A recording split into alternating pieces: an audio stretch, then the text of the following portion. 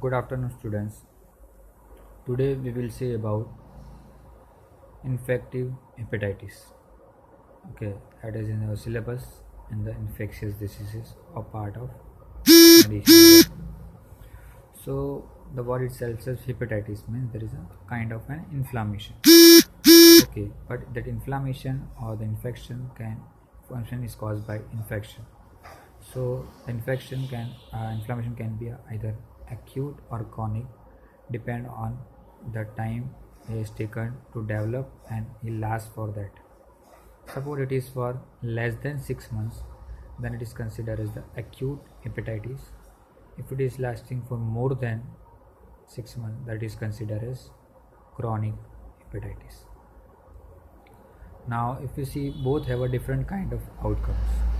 So in case of an acute hepatitis, it can resolve itself many times and progress to the chronic hepatitis in case of immunocompromise, or when acute hepatitis not gone for a proper diagnosis or neglected of treatment may result in development of chronic hepatitis. Very rarely result in the acute liver failure. When there is a such kind of immunocompromised diseases are there, or other organ already are pathogenic, and because of that there is a direct damage, or because of compensatory mechanism damage to the liver leads to acute failure of liver. Outcome of chronic hepatitis, so progress to the cirrhosis of liver and ultimately hepatic insufficiency or liver failure, and many times it is going for liver cancer. Now obviously we know that has been classified. Now what are the causes for responsible for it? So majority of cause is infectious, second one is metabolic, third one is ischemic, fourth one is genetic or autoimmune, another one is neonatal in rare cases. So today we will see about an infectious hepatitis. So infection can happen via three different causative organisms. Number one is viral, number two is parasite, and number three is bacteria.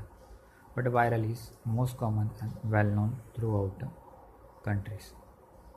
So today, as of now, the virus has been identified in 5 different types. That is hepatitis A, hepatitis B, hepatitis C, hepatitis D, and E. Others virus which are including cytomegalovirus, Epstein-Barr virus, and yellow fever. So these are the different viruses are responsible for causing the inflammation to the liver.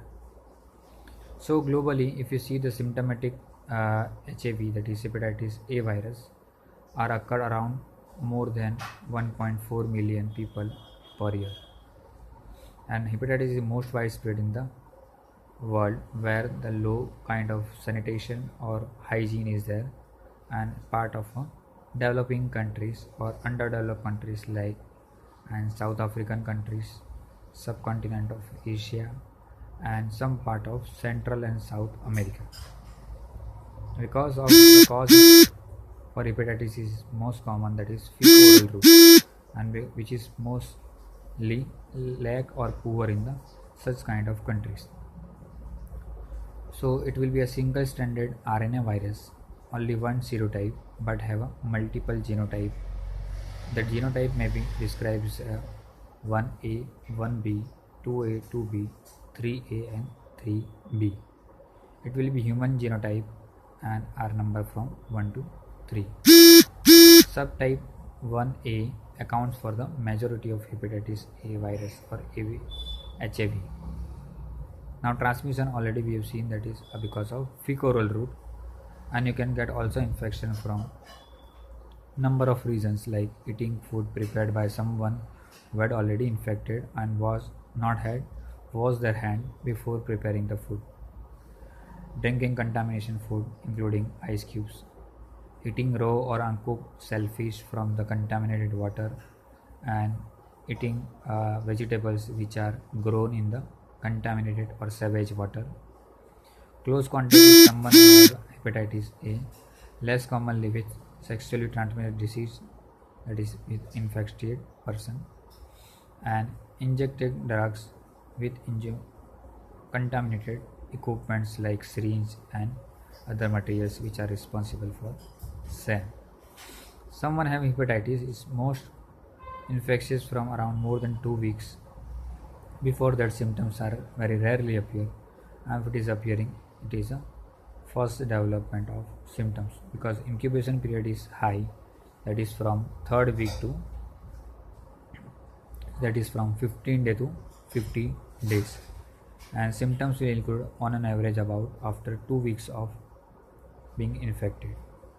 Symptoms will include about feeling tiredness, generally unwell, joint and muscle pain, mild fever but not more than 39, loss of appetite, feeling or being sick, right hypochondriac pain or headache, sore throat and cough, constipation or diarrhea and sometime, and itchy rashes or hives over the body parts.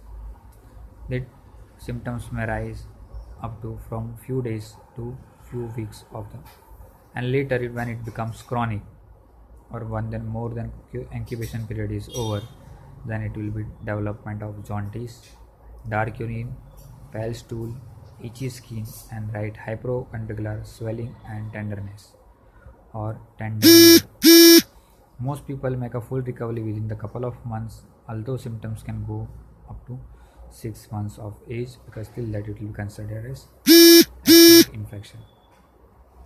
Now, sign of serious problem when the drugs are not responding or patient are not taking enough care, including health educations, and patient may go for liver failure or chronic kind of diseases. If we go for a testing or lab investigation, then IgM, IgG, and IgE antibodies has to be look for serum analysis along with the bilirubin have to be look for the diagnosis of the conditions. Now, vaccine is available for that. Around 95% of the success ratio of the vaccines. So, whenever the person is taken, it can have an effect up to 10 years, 15 years, and sometime it may last for a long life. So, there are three main types of vaccine, that is vaccine for hepatitis A only, combined vaccine for hepatitis A and hepatitis B, and combined vaccine for hepatitis A and typhoid fever. Infants, immunocompromised people, and people with a chronic liver disease, and adult having more than 40 years of age, and injections of immunoglobulin instead of vaccine for post-exposure protection. So that is about hepatitis A, and the drugs will be used for that. What kind of symptoms are present? According, suppose jaundice symptoms, then jaundice treatment can be given, and such other health immunocompromised disease and nutrition will play a major role to control this hepatitis A. Now, if you see about hepatitis B, it is a double-stranded DNA virus spread through the infected blood and body fluids, and vertical transmission, that is transmission from mother to child, is possible. Incubation period will be 6 to 20 weeks. Here the symptoms will be won't experience any symptoms and fight off the virus without realizing the person. But if symptoms do last, then there may be a 2 or 3 months after the exposure to hepatitis B, and it will have a flu-like symptoms including tiredness, fever, generalized ache, pain, loss of appetite, being sick, diarrhea, abdominal pain, and jaundice.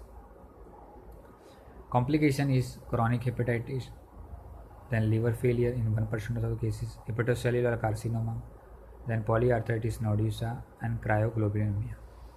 Testing will be done with HBsAg, that is surface antigen, is a marker and appear in the cause of the production of anti-hepatitis B antibodies, and normally is present more than 6 hours, then it is a chronic diseases or infective diseases. Serology, if you see, so previous immunizations, then anti-HBs will be positive but other will be negative. If previous immunization is done 6 months ago, then it will not be a carrier even though the HBC is positive and other will be negatives. In case of previous hepatitis B is present or infection was there, then now the subject will become a carrier. Then this time both antibody of HBC and HBsAg positive will be there.